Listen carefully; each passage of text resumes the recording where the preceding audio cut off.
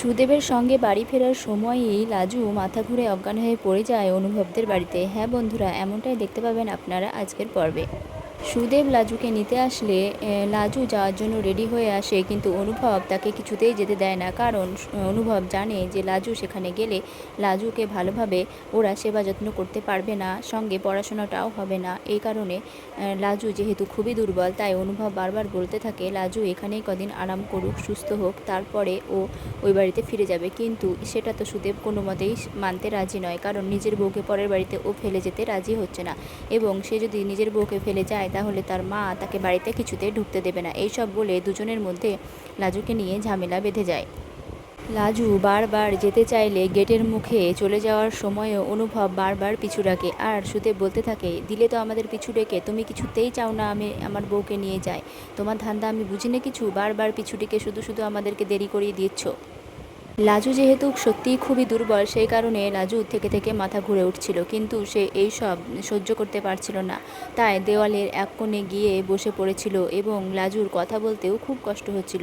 আর এই সব দেখার পরে লাজু যেহেতু অনেকটাই দেরি হয়ে যায় সুদেব এবং অনুভবের তর্ক বিতর্ক হতে, এমনকি অনুভবের বাড়ির লোকজনও সুদেবকে অনেক বোঝাতে থাকে যে লাজুকে কয়েকদিনই রেখে যাওয়ার জন্য। কিন্তু সুদেব তো নাছোড়বান্দা, সে কিছুতেই ফেলে যাবে না লাজুকে। তাই সে লাজুকে নিয়েই যাবে এরকম প্রতিজ্ঞা করে এসেছে মনে হয়। অনেকটা সময় তর্ক বিতর্কে নষ্ট হয়ে গেলে লাজু আর সহ্য করতে পারে না। লাজু যাওয়ার পথে মাথা ঘুরে পড়ে যায়, আর এটা দেখে সবাই অবাক হয়ে যায়। তারপরে বাড়িতে ডাক্তার আসে, লাজুকে নিয়ে যাওয়া হয় ঘরে, এবং ডাক্তার এসে সবাই লাজুকে দেখার পরে বলে যে আগের ডাক্তার যেরকম দেখে বলেছিলেন সেরকমটাই হয়েছে। হয়তো এটা দুর্বল থেকে ওনার বেড রেস্ট খুবই প্রয়োজন, অন্তত 3 দিন ওনাকে বেড রেস্টে রাখতে হবে। তখন বনলতা বলে ওর স্বামী মানে সুদেব ওকে তো নিতে এসেছে, তাহলে কি ওর জার্নি করা একদমই যাবে না? বলছে না, এখন তো জার্নির আমি অ্যালাউ করতেই পারবো না, একদমই না। বনলতা বলে ট্রেনে না গিয়ে যদি ওরা গাড়ি করে যায় তাহলে? তখন বলে তাও তো আমি পারমিশন দিতে পারবো না, কারণ ওনার শ্বশুরবাড়ি শুনেছি অনেক দূরে। এরপর অনুভবে জেঠুমণি সুদেবকে এসে বলে যে দেখো বাবা, তুমি তো সবই দেখলে, সবই শুনলে লাজু কতটা দুর্বল, লাজু এখন কিছুতেই যেতে পারবে না তোমার সঙ্গে, তুমি একটু বোঝার চেষ্টা করো, লাজু সুস্থ হলে তুমি ওকে নিয়ে যেও, কটা দিনের জন্য ওকে রেখেই যাও।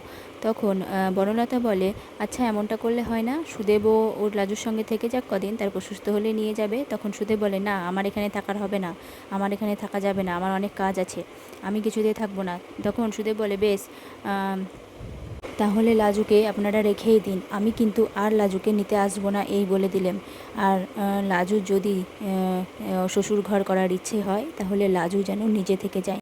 এই কথা বলে সুদেব অনুভবদের বাড়ি থেকে বেরিয়ে চলে যায়। তো বন্ধুরা, তোমাদের কি মনে হয় এরপর কি লাজু যাবে? আমরা তো প্রমোদে দেখেছি যে লাজুকে অনুভব রাখতে যাবে, আর তারপরে সেই অশান্তি শুরু হবে। তো দেখা যাক কি হয়। ততক্ষণে তোমরা ভিডিওটি ভালো লাগলে একটা লাইক করে দিয়ে চ্যানেলটি সাবস্ক্রাইব করতে থাকো পরবর্তী পর্ব দেখার জন্য।